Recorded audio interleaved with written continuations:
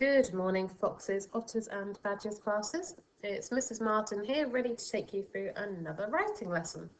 So today is Thursday the 25th of February, and we are going to be focusing on those if, then sentences which came up in the last paragraph of our discussion text.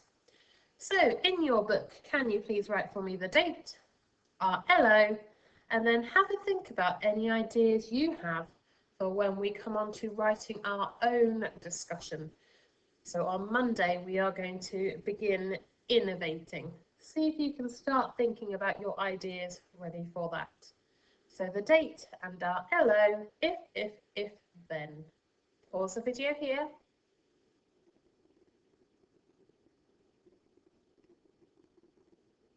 Hopefully you have got lots of fantastic ideas already that we could include within our innovation next week. And by the end of next week, you will have done your hot task as well. So we are going to start today's lesson, like every lesson, with our story map. On the class page, under Monday, you will find our story map, our model text, and of course the two videos. So there's a video you can either watch Miss Smith pointing to the story map as she reads it aloud, or you could watch Mrs. Whiteman doing the actions as well. Pause the video here and practice your story map for me.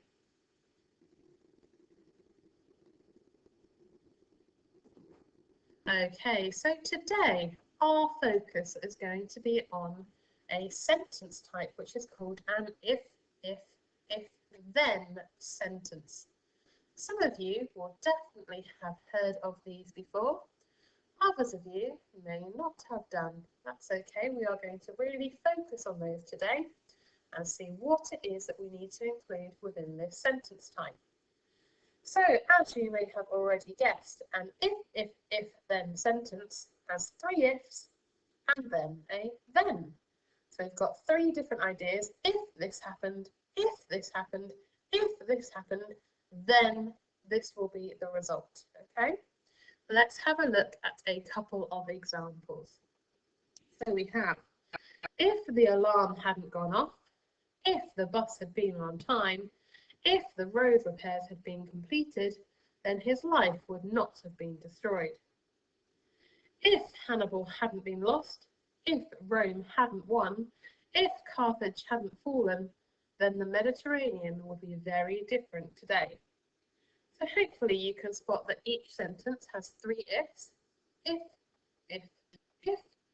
Only my first if begins with a capital letter, because that's the start of my sentence.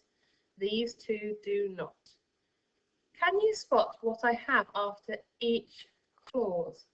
So I've got my first if, and then I've got a comma, haven't I? If, comma, if, comma, if, comma. Then I have then. So we've got our if, then sentence. Okay, can you pause the video here for me and have a look at our model text and our story map? See if you can spot the if, then sentence within there.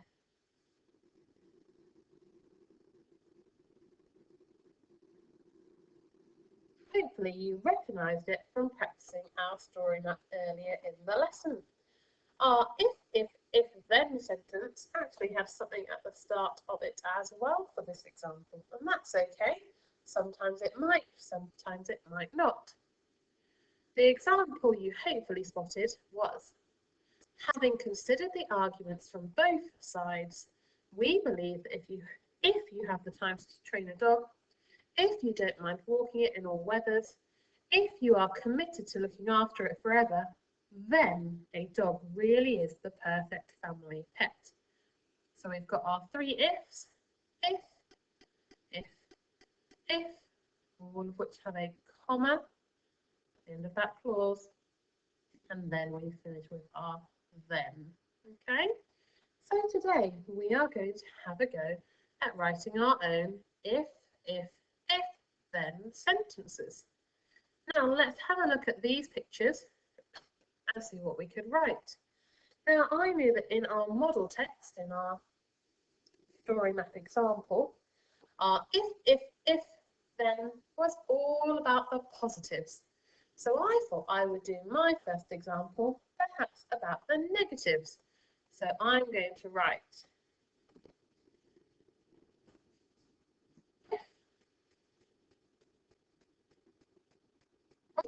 it's going to load. Ah, there we go. If, what could my first negative be? Perhaps why people might not want a dog. If you don't want to clean up after it. Now, can you remember what punctuation I need now? That's right, I need a comma.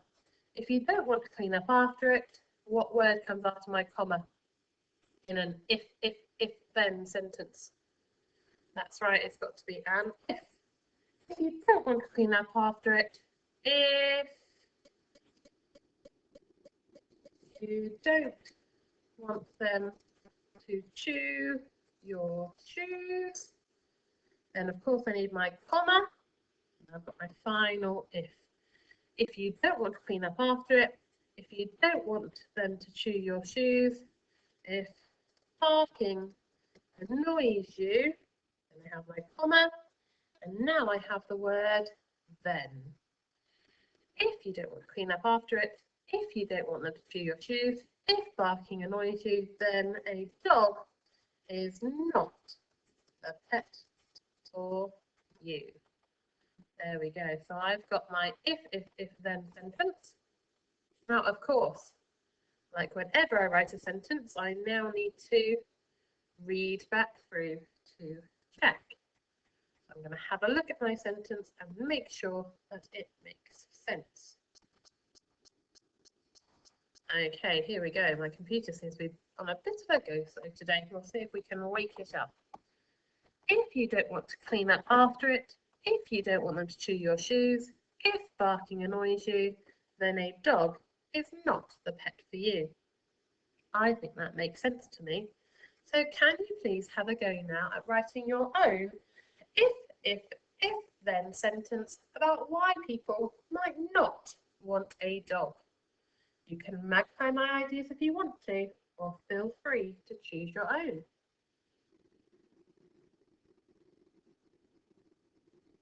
Fantastic. Can you check for me before we move on that you have got a capital letter at the beginning of your sentence? Have you got a full stop at the end? Have you got 3 ifs in there? If. And have you got your then? Super job. Okay, let's have a look at our next one. So I thought the next one we could write about would maybe be about having a cat instead. What might be the positive things about having a cat? So let's have a think. What does my sentence need to start with? Of course, it needs to start with the word if. Okay, so we've got our first if. So I think I'm going to say now some positives about having a cat. I think I might say if you like your pet curling up on your lap. Here's my first if. If you like your pet curling up on your lap. If you don't mind them warming their paws in front of the fire. Get it a bit smaller so we can see it all. I've got my first 2 reasons. If you like your pet curling up on your lap, if you don't mind them warming their paws in front of the fire, if you want an animal that will scare mice away, then a cat is the perfect pet for you. Okay, so I've got to reread it. If you like your pet curling up on your lap, if you don't mind them warming their paws in front of the fire, if you want an animal that will scare mice away, then a cat is a perfect pet for you. Oh, I can almost hear some of you, like I'm in the classroom with you, going, Mrs. Martin, you've made a mistake. Can you spot what my mistake is? Well done if you realise that I have forgotten my commas. Not just one comma, but I have forgotten all three of them. Can you spot for me where those commas need to go?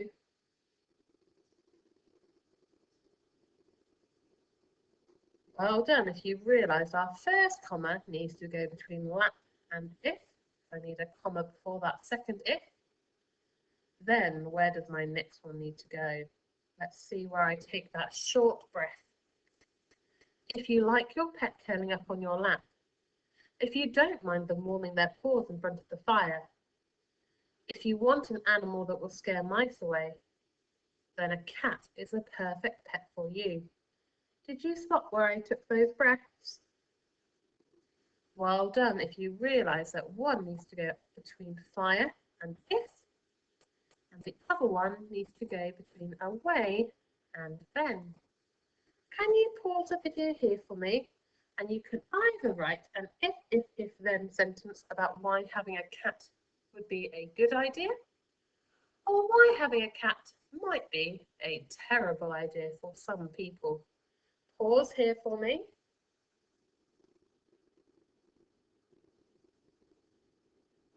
Fantastic. Hopefully you didn't forget your 3 commas like I did. Okay, let's have a look at another example. So this time I thought about maybe a horse. So we've looked at dogs, we've looked at cats. Some people have a horse. What might be the positives of having a horse? Now they take a lot of looking after, don't they? So if you were going to have a horse, you definitely would need to be prepared to muck out the stables, do a lot of grooming and a lot of riding as well. Let's think about the positives for my example. So I'm going to start it with that if. There we go.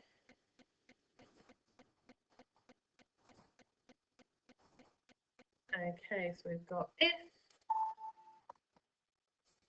you like brushing their coats. How else could we say if you don't mind mucking out the stables? If you like brushing their coats, if you don't mind mucking out the stables, if you enjoy riding, then a horse may be the pet for you. Okay, so I've got if you like brushing their coats, if you don't mind mucking out the stables, if you enjoy riding, then a horse may be the pet for you. Can you pause the video here for me and have a go at writing your own if, then sentence about having a pet horse?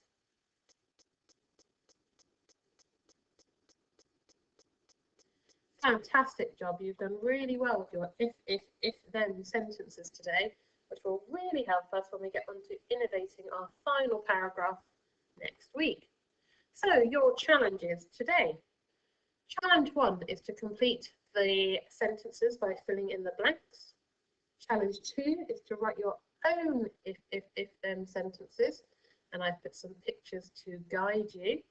And then challenge 3 is to come up with your own sentences with an animal of your choice. So we have looked at a dog, a cat and a horse together. What other pets could you perhaps describe? Perhaps the positives and the negatives of having them. So if we have a look at the sheet quickly, this is challenge 1, where you are just filling in those gaps in there for me. Challenge 2, so I put some different pets on here that you could have a think about. You could either go down the positive route or the negative route. If I'm thinking about rabbits, I might say you might want a sociable pet, might want something that will eat all the grass in the garden for you. You might want a pet that's very good with young children. A goldfish, you might go along the lines of if you don't have a lot of space, if you don't have much time to feed them, if you want lots of pets perhaps. And then the last one, when I put 2 more on, sorry, the next one I chose actually was quite interesting because I've learnt recently a few things about tortoises that I didn't know before. I had no idea that they had to hibernate for some of the winter months and that they are often kept in a fridge. Imagine that, opening the drawer to your fridge and there being a tortoise inside. I found that really interesting. So I thought that perhaps for the tortoise one, you could say something about, maybe you could do the negatives on this one, because we've got the fact that they need room in the fridge to hibernate. They also live for a very long time. This one here was, I think, 189 years old. So maybe something about how they would live for a very long time. So you'd have to look after them for your whole life. And then perhaps you could say something about what they eat. And they might be quite difficult to look after because you'd have to do a lot of research on them first. And then the last animal I chose were some birds. So some canaries, puggies, parrots, etc. Perhaps you could do the negatives or the positives on those. And if you would really like a challenge, challenge 3 is to choose your own animal that could be a pet. And you can write about the ifs and thens, maybe the positives.